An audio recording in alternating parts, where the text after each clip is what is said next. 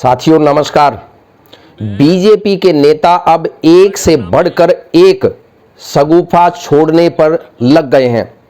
उनको ये प्रतीत हो चला है कि इस बार उनकी दाल कच्ची ही रहने वाली है, गलेगी नहीं। ये बात हम इसलिए कह रहे हैं कि हरियाणा के जो कद्दावर नेता रहे बीजेपी के और 6 बार विधायक रहे, जो अपने आप को सीएम का दावेदार कहते थे और ये कहते थे कि मैं जहां से निकलता हूं वहां धरती लरजती है, उनको बीजेपी ने बर्फ में लगाने का काम किया।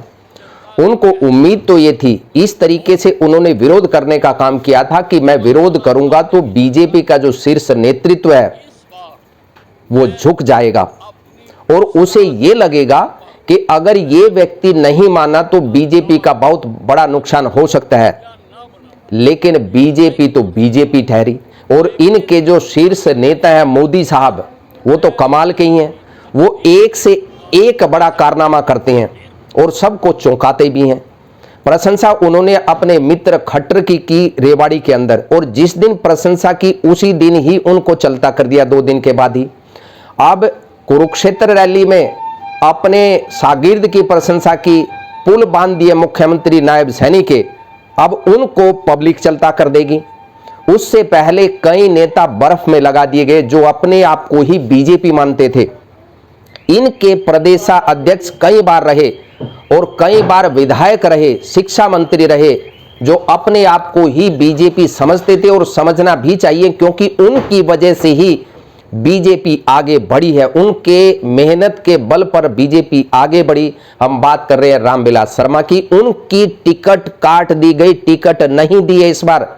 और टिकट इतने बड़े नेता की काटने के बाद भी अनिल विज, जो पूर्व गृह मंत्री खट्टर के शासनकाल के दौरान जो गृह मंत्री रहे और अपने आप को गब्बर साबित करने में जुटे रहे, उन्होंने एक हेडलाइन मैनेजमेंट करने के लिए अखबारों में या सुर्खियों में अपने आप को लाने के लिए कहा है कि मैं 6 बार का विधायक हूं, सबसे सीनियर विधायक हूं और इस बार मैं सीएम की दावेदारी पेश करता हूं।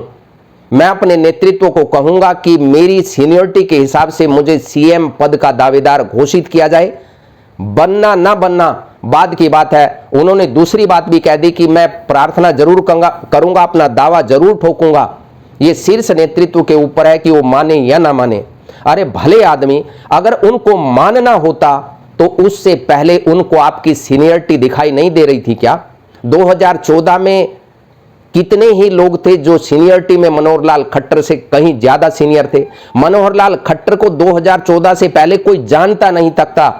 अरे जानने की बात तो छोड़ दीजिए, बीजेपी में लोग मनोहर लाल खट्टर को नहीं जानते थे।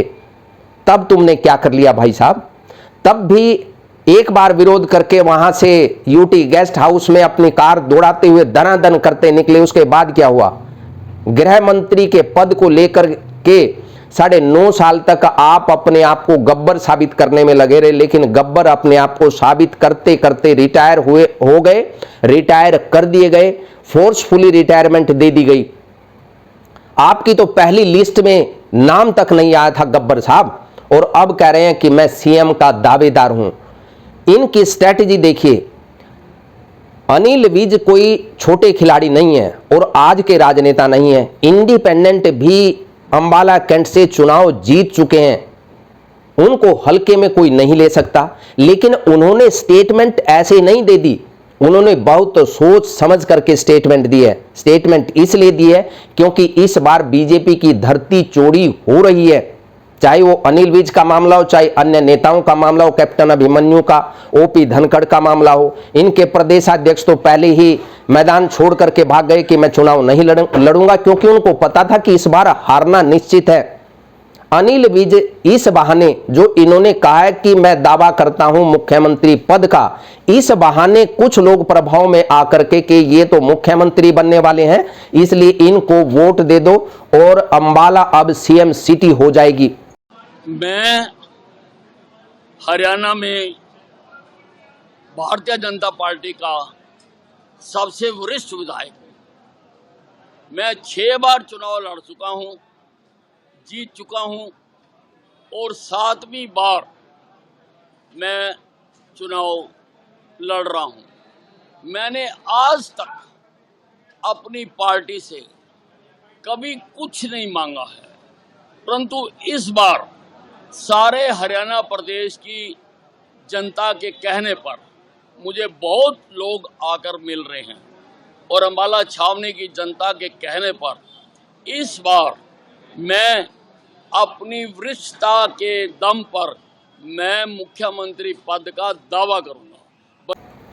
यही कह करके ये केवल अनिल विज साहब की स्ट्रैटेजी नहीं है, इनके बहाने क्योंकि इन्होंने दावा किया है तो कल को अन्य नेता वो भी कहेंगे कि हम सीनियरिटी में बड़े हैं, इसलिए हम भी सीएम पद की दावेदारी ठोकते हैं और जनता को मूर्ख बनाने का काम करेंगे कि जनता में मैसेज ये जाएगा कि ये जो हमारा कैंडिडेट बीजेपी का जो कैंडिडेट है जो विधानसभा का चुनाव लड़ रहा है ये खाली एमएलए नहीं बनेगा, ये सीएम बनने वाला है।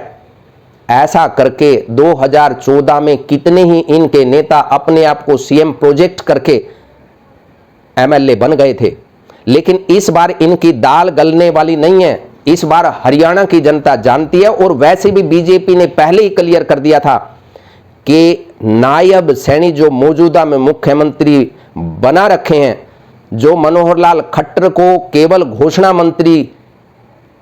करने के लिए मुख्यमंत्री बनाया गया, उनके नेतृत्व में चुनाव लड़ा जा रहा है और अमित शाह बाकायदा घोषणा करके गए हैं कि यही अगले मुख्यमंत्री होंगे अगर मेजॉरिटी आती है तो।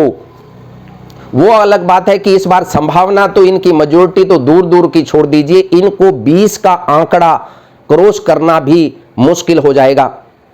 अब इस बहाने कई नेता अपने आप को मुख्यमंत्री का दावेदार बता करके अपनी सीट बचाने की जुगत में लगे हुए हैं, जबकि मनोहर लाल खट्टर ने न केवल अनिल विज को किनारे लगा दिया, न केवल रामविलास शर्मा को किनारे लगा दिया, बल्कि कैप्टन अभिमन्यु, ओपी धनखड़ और इस तरीके से कई नेता जो अपने आप को बड़ा साबित करने की जुगत में लगे हुए थे, उनको अपना नाम आए बिना ही किनारे लगा दिया है। अब बड़ा दिलचस्प होगा कि अनिल विज अपने आप को जो सीएम का दावेदार बता रहे हैं कि वो सीट निकालेंगे या नहीं निकालेंगे, और निकालने के बाद अगर वो सीएम पद के दावेदार अपने आप को बता रहे हैं, बीजेपी क्या उनके सामने झुकने के लिए मजबूर हो जाएगी या वो अपने नेतृत्व को मजबूर कर देंगे? क्योंकि जब पूरा मैंडेट आया या 2009 में पूरा मैंडेट ना आने के बाद जो बैसाखियों पर जेजेपी के साथ सरकार चली, उस टाइम भी इनको सीएम नहीं बनाया गया था। बीजेपी नेतृत्व इनकी दाब में नहीं आया था। इन्होंने कई बार इस प्रकार के बयान देने की कोशिश की, लेकिन इस बार ऐसा प्रतीत होता है कि ये जो बयान दिया गया ये केवल और केवल अपनी सीट बचाने के लिए दिया गया है, वरना अनिल विज इतने छोटे नेता और इतने गैर समझदार नेता भी नहीं है कि वो जो बयान दे रहे हैं उसका क्या पार्टी लेवल पर क्या संदेश जाएगा। इसका मतलब तो ये भी है कि ये सीधे तौर पर अपने नेतृत्व को चुनौती दे रहे हैं या उनके निर्णय पर प्रश्न चिन्ह खड़ा कर रहे हैं, लेकिन बड़ी ही खूबसूरती के साथ ये भी कह दिया कि मैं दावेदारी ठोकता हूं, लेकिन शीर्ष नेतृत्व उनकी मर्जी है कि वो हमें बनाए या हमें रिटायर करें।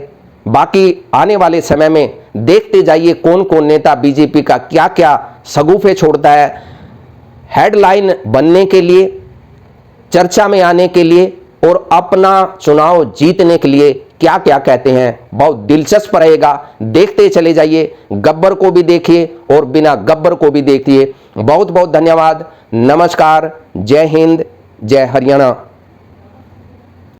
मैं हरियाणा में भारतीय जनता पार्टी का सबसे वरिष्ठ विधायक हूँ। मैं 6 बार चुनाव लड़ चुका हूँ, जीत चुका हूँ और 7वीं बार मैं चुनाव लड़ रहा हूँ।